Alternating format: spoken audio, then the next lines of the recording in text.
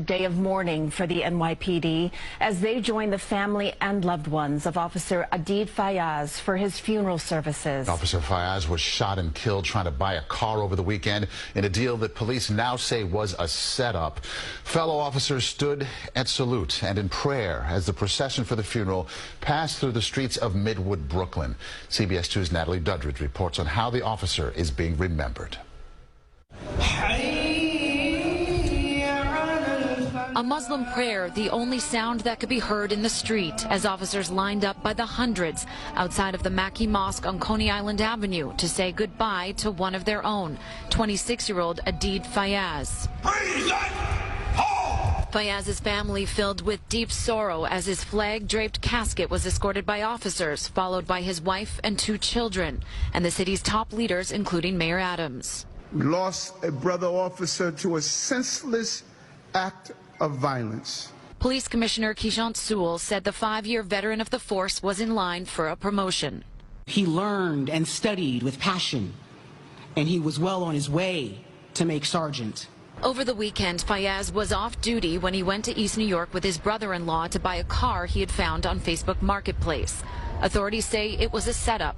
When he arrived, the seller pulled out a gun and tried to rob him. Fayaz was shot. His brother-in-law survived. He had to, fight for his brother's life and also defend his own. His high school friend tells us he spoke to Fayaz just hours before he was attacked. He actually called me the day of. It was really sad. He was wishing me happy birthday.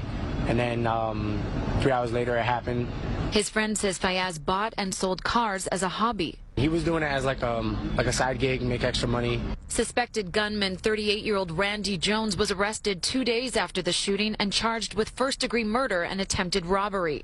Fayaz's father pleaded with leaders to put an end to the senseless violence. The United States of America is great in everywhere, and they can stop this too.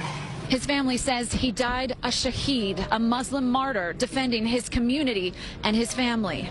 His friends remember him as a man who served, spoke 5 languages, loved cricket and handball, and most of all was a wonderful father and husband.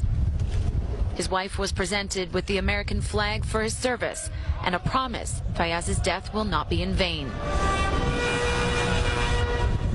In the Midwood section of Brooklyn, Natalie Duddridge, CBS 2 News. And we have continuing coverage on our website for you. There you can find the link to Officer Fayaz's entire funeral. It's at cbsnewyork.com.